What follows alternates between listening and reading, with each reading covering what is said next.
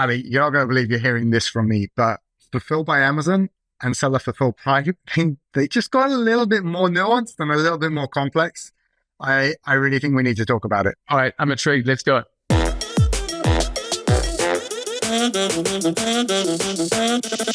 Ali, I'm going to shock you if I were you on this, right?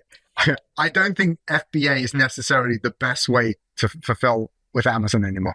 Yes. And really? Okay, let's unpack that.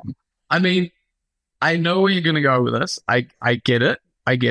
But I have a counter. I think one word I'd add is it's not necessarily this. Yeah, I think that's fair. Look, up until very recently, FBA is the obvious way to go because Amazon's really scalable. It's really cost effective. It's just really straightforward. However, Seller Fulfilled Prime, that's been bubbling away for a few years, and it's got to a point now where it's actually it's definitely advantageous in a significantly more circumstances than it's ever been before.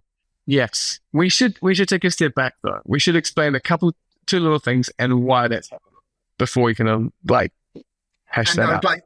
I'd like to outline one key thing. Motion fulfilled is still definitely not something you want to be doing. Yes. Okay. So fine. So let's do that. So for anyone who's not familiar with the terms we're using, we're gonna pop up either on screen or in the show notes. There will be information about motion fulfilled. There'll be information about SFP, self-fulfilled Prime, and FBA, what they are, and essentially the pros and cons of each. Cool. Have a look at that. If you're unsure, then we come back to this. We're gonna unpack this. So our advice to people has always been use FBA, right? Use Fulfilled by Amazon simply because you get the Prime badge. Like you said, it's scalable. It's relatively cost efficient. Yeah, the cost of actual fulfillment is, people always compare postage fees to FBA fees, but me and you both know it's a pick, pack, and post cost. And it's same day, next all day of that delivery. Together.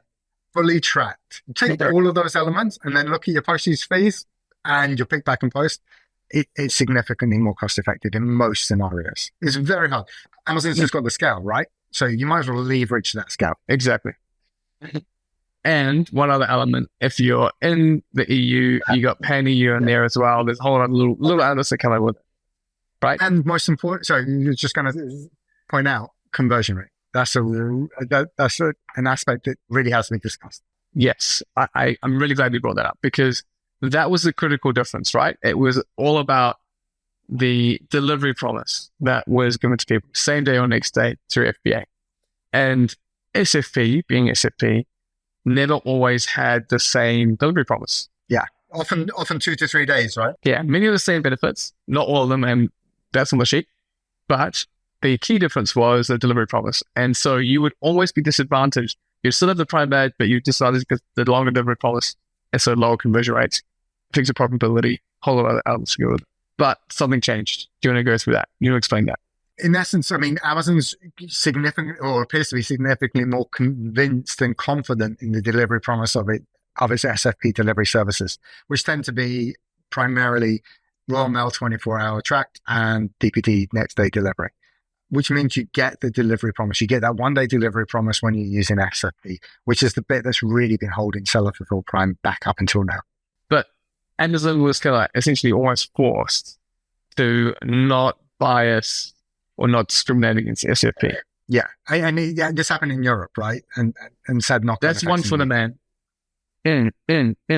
So basically, Amazon was basically forced to not bias people using SFP or bias against SFP and kind of level the playing field. So that way, the delivery process, if you kept to their standards, would be the same as their own, right? And so that's what's changing, and I suspect that's what's causing your change in opinion. Yeah, and I think now we can look at the advantages that Seller Fulfilled Prime has, because I still think from a cost perspective, the initial fulfillment is probably going to be lower with FBA. However, we know that what you can do is you can consolidate orders. So now if you've got multiple items going in an order, that makes Seller Fulfilled Prime a lot cheaper. We also know if you're doing you want to order or offer larger bulk orders, again, you're able to do that now because instead of having to commit stock into FBA for larger bulk orders that would all be picked in one go and have multiple SKUs kind of representing that, you can handle all of that in your own pick, pack, and post facility. Much easier to manage, much more cost effective for you. Yeah, I agree. And the other cool little thing, which I love to do, is the hours of personalization, the little love notes that you can do through SFP. You can't do on FBA because FBA is basically a giant machine, right? So it just comes in and it all goes out. Whereas with SFP, you can bring in all these little items of personalization and really win over your customers that you wouldn't be able to do through FBA.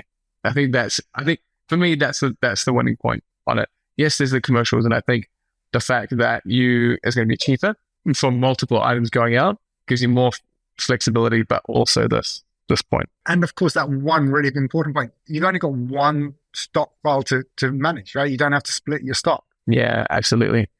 And especially when it comes to having, 2 months worth of stock available at all times.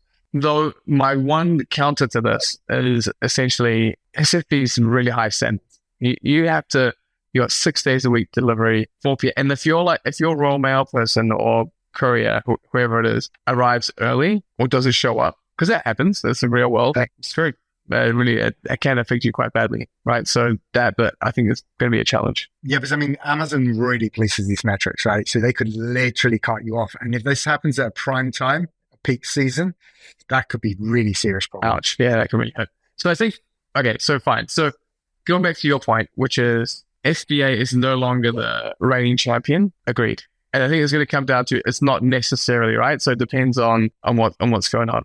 And so for brands, I think if we take it back to a brand's perspective, what would we want them to be doing? We want them to kind of check the commercials, right? That's the number one thing. You're not doing this for charity. I mean, you may be, but most of all, you need to make sure it's making money. So which one makes you the most money and which one's the cheapest? Number one.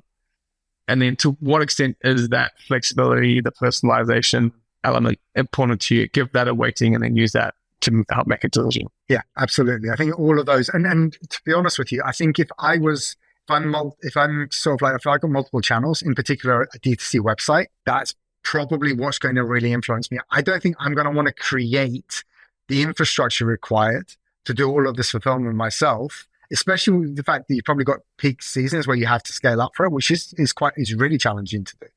If you've got a website where you're already doing this and you have to do that, then it sort of makes sense to bring your Amazon orders into that and scale that even further and get benefit of economies of scale. I think that's particularly where it's going to be advantageous. That, or if you've got non-ambient products, so something that's chilled, frozen, and so forth, those products lean into it. Cool. So, all right, championship belt yet to be decided, and let's see what comes out. I still feel that FBA is kind of there. They're standing on the top step, but SFP's definitely stepped up. So it's worthwhile considering. It'll definitely be applicable to more people than it has done in the past.